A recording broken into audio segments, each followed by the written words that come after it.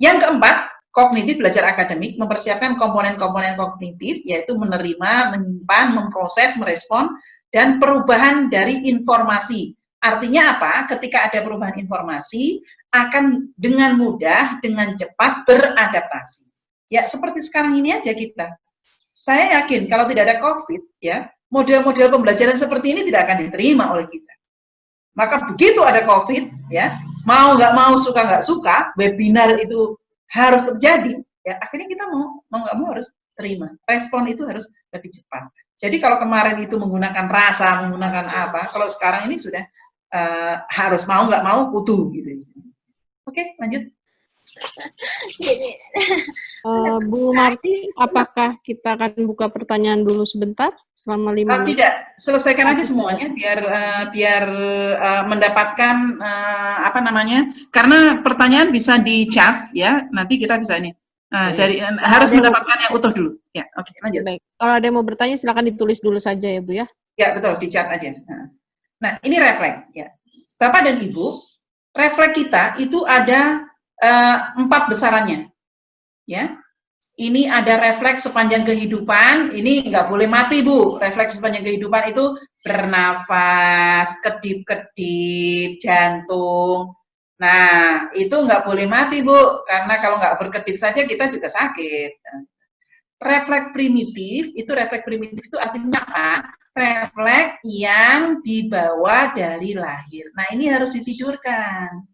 Contoh refleks primitif menghisap. Nah, coba bayangkan kalau misalnya ada anak gadis refleks primitifnya tidak ditidurkan. Terus kemudian dia sampingnya itu ada cowok ganteng langsung, jadinya kan lucu. Ini kenapa ini kok tiba-tiba langsung nengok? Gitu. Ya, ini refleks primitifnya harus ditidurkan. Ya. Menghisap itu refleks primitif. Terus kemudian meraih ini apa namanya, meraih sesuatu itu refleks primitif juga. Ya, jadi tiba-tiba misalnya orang ini terus kemudian tiba jambret, nah itu kan refleks primitifnya nggak selesai. Refleks persalinan itu ya pada waktu mau lahir itu, ya itu sudah otomatis ya, itu nanti bagi ibu-ibu dan bayi ini yang akan menjalinnya, dan ini nanti harus apa namanya, harus ada refleks ini. Terus kemudian refleks janin, ya refleks janin itu artinya refleks yang dibawa dari janin. Oke, nah refleks ini ya di sensori motor itu harus ditidurkan. Nah, karena apa? Karena ini nanti refleks ini akan mempengaruhi ya, refleks di sini kan ini di sensori motor semuanya. Jadi sensori motor ini ketika matang, ini akan nanti geraknya akan terkontrol, keseimbangannya akan terkontrol, maka dia akan bisa melakukan proses asosiasi, maka otaknya akan matang. Jadi kecirian dari otak yang tidak matang adalah apabila refleks primitif ini masih ada. Bapak dan Ibu nanti silahkan cek anak-anaknya. Kalau anak-anaknya ketika kakinya itu masih suka ini gini-gini, nah itu artinya refleks primitifnya belum selesai. Ya. Nah, terus kemudian ada anak yang nah itu refleks primitifnya juga belum selesai. Nah, rata-rata anak-anak yang memiliki hambatan belajar itu refleks primitifnya belum selesai. Nah, kecuali hambatan belajar yang bersifat permanen. Nah, itu kaitannya dengan otak. Nah, kalau hambatan belajar yang tidak permanen, dengan perbaikan gerak, dengan perbaikan refleks ini menjadi terkendali, itu insya Allah bisa dikendalikan. Oke, lanjut Bu Nas. Ya, ini kontrol refleks Bapak dan Ibu, ya. Yang warnanya kuning itu cervical 7, terus cervical 8, itu yang menggerakkan jari kita mulai dari jari tengah, itu cervical 7. C8 itu jari jari manis, manis. Terus kemudian torakal 1 itu adalah jari kelingking. Nah, terus kemudian ini jari telunjuk itu ada di C6 dan di jempol itu ada di C5. Maka kalau kita gerakkan ya Bapak dan Ibu, kalau yang digerakkan itu adalah ini 2 bareng, itu gampang, 3 bareng gampang. Tapi begitu antara jari telunjuk dengan jari manis dibarengkan, gini, tidak semua anak lentur. Mau lentur, bagian di sini ya, bagian punggungnya itu dilenturkan, maka anak akan lenturlah tangannya. Jadi, apa kaitannya dengan belajar? Kalau anak nulisnya masih belum beres, ya, memegang pensilnya masih belum beres, silahkan dilihat, jangan-jangan area bahunya masih terjadi kekakuan. Kekakuannya karena apa? Karena tidak distimulasi, di depan gawai terus kemudian mungkin tidak ada pemijatan, terus kemudian nonton TV terus, sehingga tidak matang saraf-saraf di area sekitar bahu. Sama seperti kita sekarang ini webinar. Kan?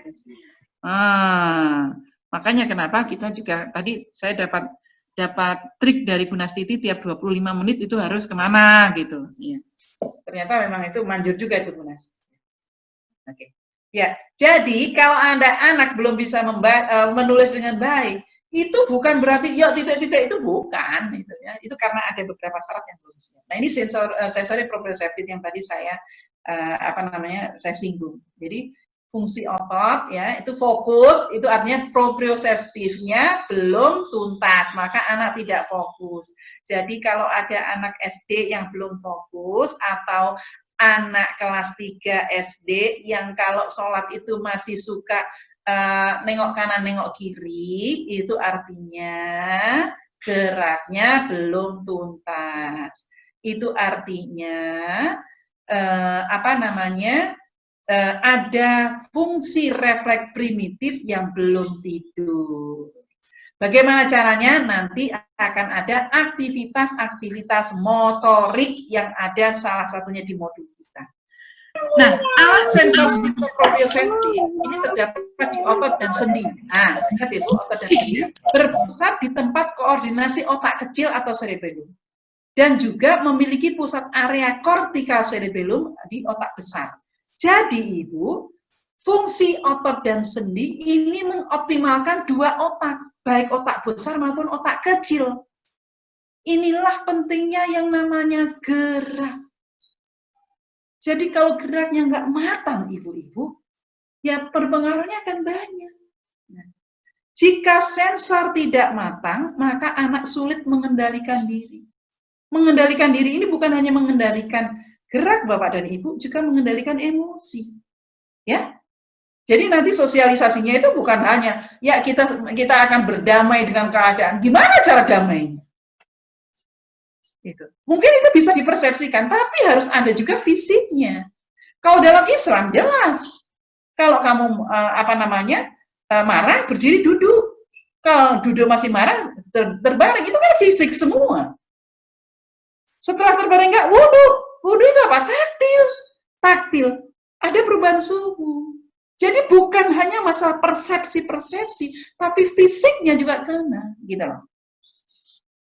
Jadi kalau bahasa lebay saya gitu ya, nah, kalau untuk ya aku cinta banget sama kamu, tapi kalau fisiknya nggak hadir, nah itu mah hoax, gitu. Jadi yang namanya iman itu harus dibuktikan dengan amal. Semua hal persepsi itu ya harus dibuktikan juga dengan yang ada yang berkaitan dengan fisiknya. Nah, oke. Lanjut. Nah, ini kesiapan motor. Ya, Bapak dan Ibu, saya yakin ini kita sudah lewat semua, tapi saya hanya ingin menyampaikan bahwa kesiapan motor itu mulai dari bayi. Maka yang masih ingin punya bayi, hati-hatilah dengan bayi Anda, harus distimulasi. Ya, lanjut. Nah, ini kesiapan motor juga, ya, itu anak-anak bagaimana merangkaknya. Maka silakan nanti cek. Jangan-jangan proprioceptiknya tidak berkembang, kemarin merangkaknya tidak terlalu lama, atau selama ini sering digendong atau sering di stroller, atau selama ini distimulasi sih, cuman lebih banyak di depan TV dan sambil makan sehingga tidak ada geraknya. Oke, lanjut. Nah, ini kesiapan motorik halus, ini yang berkaitan dengan organ artikulasi. Bapak dan Ibu, organ artikulasi bagi anak-anak yang paling bagus adalah proses makan. Di sini ada ngedot, itu jangan dicontoh, karena ini saya hanya ingin menunjukkan, lihat pipinya. ketika ngedot sama menyedot. Coba lihat, mana yang lebih ada tarikan ototnya, mengedot atau menyedot? Boleh dibuka mute-nya yang mau menjawab. Silakan. Silakan. Menyedot. Yes. Maka Menyedot, Bu. betul Nyedot, sekali. Bu, nyedot. Yes. Jadi jangan terprovokasi oleh ini ya, dotnya sudah sesuai dengan puting ibu. Tidak ada ceritanya, tetap itu gerakan ototnya tidak sebagus menyedot. Ya. Maka kalau ASI, anak tidak seperti ngedot, dia menyedot. Karena itulah kenapa ASI itu tetap jauh lebih baik untuk persiapan organ artikulasi. Nah, bagaimana anaknya udah SMP, Bu? Udah nggak ASI lagi. Nah, bagaimana ini untuk motorik halus yang berkaitan dengan organ artikulasi? Lihat vaksinnya. Karena nggak ada satupun bahasa yang paling lengkap kecuali Al-Quran. Maka kenapa nanti untuk program homeschooling kami, kita lebih fokus kepada fardu ain sampai 3 bulan ini, yaitu adab, disiplin, dan Al-Quran, karena kita akan menanamkan hal-hal yang baik. Kalau dasarnya tidak tuntas, maka nanti kebaikannya itu tidak akan berdampak jangka. Ini boleh nggak? Lanjut. Dimatiin ntar matiin. Oke, lanjut. Nah, ini kesiapan menulis. Ya, ini yang memegang yang sebelah kanan itu menunjukkan memegang yang belum matang. Ya. Nah, jadi caranya melihat itu dengan menjatuhkan itu, kalau plek itu terus kemudian tangannya lurus, itu berarti dia sudah matang sensornya. Tapi ketika dia menjatuhkan tangannya begini, itu sambil ininya begini, ya, nih seperti ini. Nah, ini berarti koordinasi tangannya ini belum tuntas. Gampang nanti anaknya suruh merentangkan tangan, terus kemudian merentangkan ke depan, ya, terus kemudian disuruh menjatuhkan ke bawah. Ternyata dia ikutannya. Udah tanda-tanda. Ya, nanti silakan diobservasi masing-masing ya, Bapak dan Ibu. Nah, ini pembelajaran yang sesuai. S itu sensori, SN sensori motor, PM perseptual motor, AL itu academic learning. Nah, terus kemudian itu ada angka 1 sampai dengan dengan angka 7, ya. Bagaimana tafsirnya? Ya, mari lihat tafsirnya. Ya, Bu, lanjut ke tafsir di bawahnya karena harus naik turun ke atas. Ya, 1, level pembelajaran 1 itu berada di sana. Apa maksudnya berada di sana? Maksudnya berada di sana artinya adalah semua sensor terlibat. Jadi mau mengerjakan apa saja, untuk yang pertama itu yang namanya belajar konkret, itu yang semua sensornya terlibat. Misalnya mau mengajarkan apa? Sholat. Sholat itu ya diajak sholat. Karena apa? Agar sendinya ikut, agar telinganya ikut, taktilnya merasakan dinginnya air. Nah, itu yang dimaksud berada di sana. Semua sensornya terlibat. Ya. Nah, yang kedua, dengan benda atau alat yang mewakili. Anda mau mengajarkan sholat. Nah, kebetulan belum waktunya sholat. Anda bisa misalnya membawa mukena atau membawa ini alat sholat. Nah, ke kelas misalnya.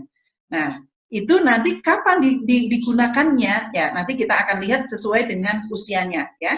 Nah, terus kemudian benda-benda ini, ya, nanti akan berpengaruh ketika yang berkaitan dengan kita sekarang ini, kalau mau belajar tentang Rasulullah misalnya, ya. Kalau berada di sana, ya kalau mau belajar sirah ya langsung ke Mekah. Itu. Benda-bendanya apa di sana misalnya? Apa yang ada di sana? Kurma misalnya, itu benda yang mewakili.